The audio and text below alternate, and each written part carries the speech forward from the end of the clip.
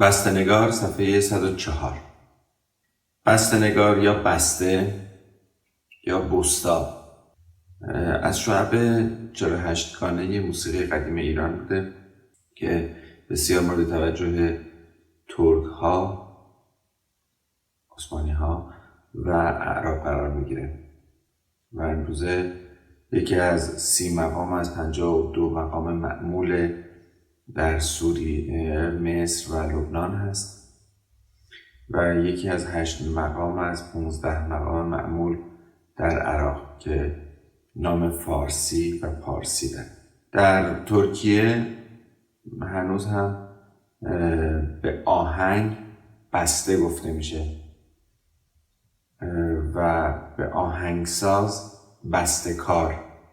بهجت در کتاب خودش میاره که حرکت بسته نگار در موسیقی قدیم بوده. از اول نغمه ماهور شروع می شده و به سکاه و نهفت می رفته و دوباره به مایه یعنی به همون ماهور برمیگشته. بنابراین به نظر میاد که بسته نگار بیشتر فرم مقامی و ساختار پرده بندیش اهمیت داشته، اما امروزه بسته نگار فرم ریتمیکش مهمه. احتمالاً واژه نگار از نگارنده یا نگارش یافته بیرون اومده و بسته نگار به معنی حالا آهنگ نگارش شده یا همون آهنگساز شاید بتونیم تعبیرش کنیم. به هر حال وزن بسته نگار در ردیف که از قطعاتیه که فرم ریتمیکشون مهمه و میتونه به عنوان یک تحریر یا یک بسته ریتمیک، انگاره ریتمیک در کل ردیف تکرار بشن و در هر دستگاهی بتونیم اجراش کنیم با رعایت این فرم، مثل کرشمه. وزنش هست دا دا دام دا دام دا دام دام، کوتاه کوتاه بلند، کوتاه بلند، کوتاه بلند بلند. و بعد این فرم ریتمیک رو ما میتونیم تغییرات روش بدیم. متفاعلون فعولون، وزنش میتونه به این شکل تعبیر بشه، یا متفاعلون مفاعیل، دا دا دام دا دام دا دام دام.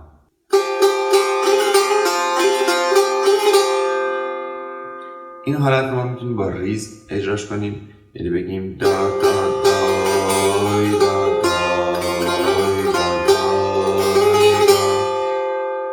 که البته در این مجموعه خواسته با چپ خفیف یا چپی که بهش پشت ناخنی میگیم اجرا کنیم. حالا تو تار به این سرمزرابی میگیم، مزراب چپ خفیفی که زده میشه و البته بهتر بود برای نگارشش به جای اینکه بین دو نوت مربوطه خط اتصال بذاریم و بعد روی نوت دوم چپ بنویسیم، بیایم اون خط اتصال رو حذف کنیم، چپ مربوطه رو بگذاریم و پایین چپ بنویسیم پیانو، البته پی بذاریم. این بهترین روش برای نگارش بود. آقای حسین علیزاده هم در کتاب ابتدایی آموزش ستار دوره ابتدایی همچین اشکالی رو در نوت نویسی به وجود آوردن. در یکی از 4 مضراب‌های اواخر کتاب که 4 مضراب 4گاه هست، چپ رو بالای نوت و بعد خود نوت رو به صورت نوت باریک نوشتن. وقتی نوت باریک باشه یعنی روش مضرابی نباید نواخته بشه و با صدای نوت‌های قبل به صدا در بیاد. و وقتی بالاش چپ بنویسیم که منظور ایشون همین چپ خفیف بوده، یک نوع تضاد در سیستم نوت نویسی هست.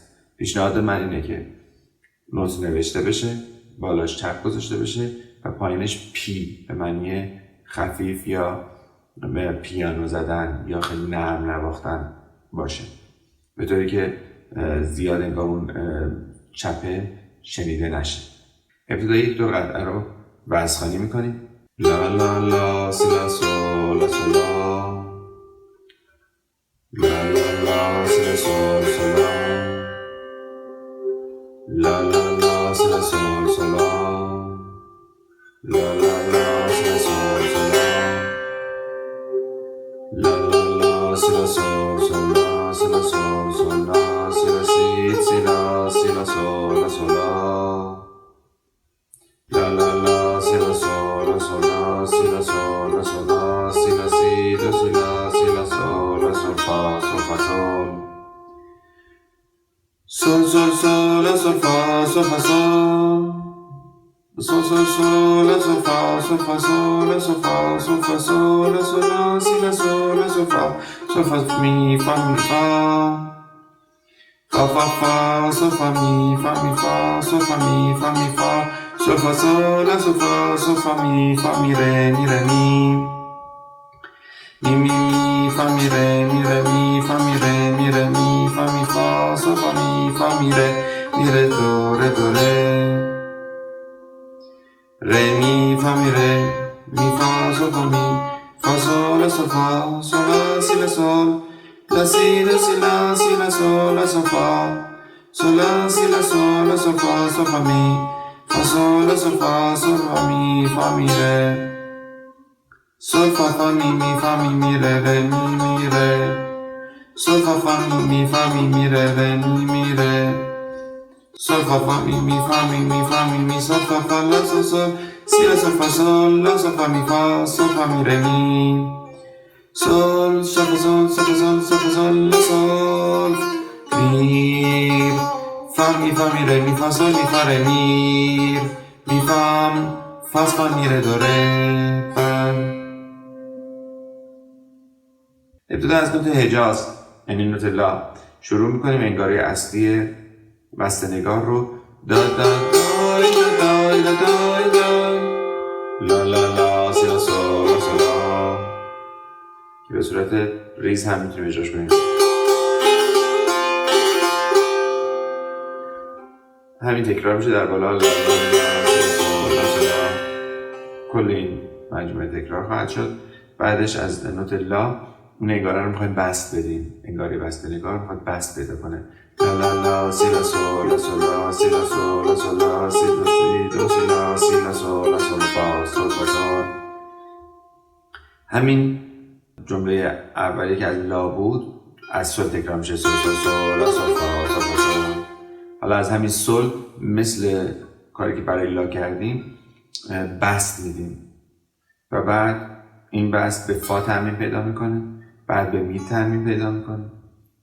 بعد از اون میخوایم یک حرکت پایین رونده انجام بدیم با همین فرم بسته نگار کوتاه شدهش. دا دای دا دای دا دای دا دای. یک بله داریم میه پایین. سول لا سی لا سول انگشت اول میره لا لا سی لا سی لا سی لا سول لا سول فا. همین کار از سول سول لا سی لا سول لا سول فا سول فا می داریم بر میگردیم. فا سول لا سول فا سول فا می ره. حالا تحریر زیر و رو داریم. سول فا فا می فا می ره می ره چپ راست راست راست راست چپ راست راست راست راست. اینا رو میتونیم با اشاره باشن یا حالت خفه کردن استفاده.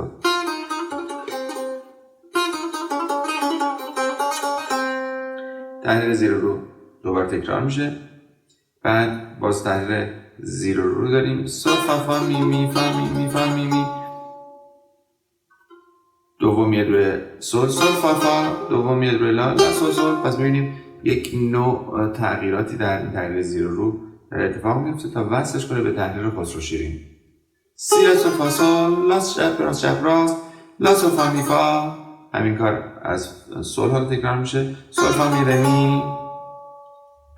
بعد از این تحریر خسرو شیرین میایم روی سول و حالتی که قبلا هم در سیخی آوازی داشتیم. سول سول سول سول سول سول میر فا می ره می فا سول می فا ره میر می فام فاس فا می ره دو ره. انگوش اول اومد ره می و فا بکار شد. اینجا که توضیح داده بودیم قبلا فا دیز میشه، میتونه حرکت به بیات اصفهان یا همایون در اینجا شکل بگیره و حتی چهارگاه. اما میدونیم که کاربرد این معمولا در ردیف بیشتر به عنوان یک حالته، نه به عنوان یک مقام کردن که هرچند میتونیم به عنوان مقام کردنی ازش بهره بگیریم.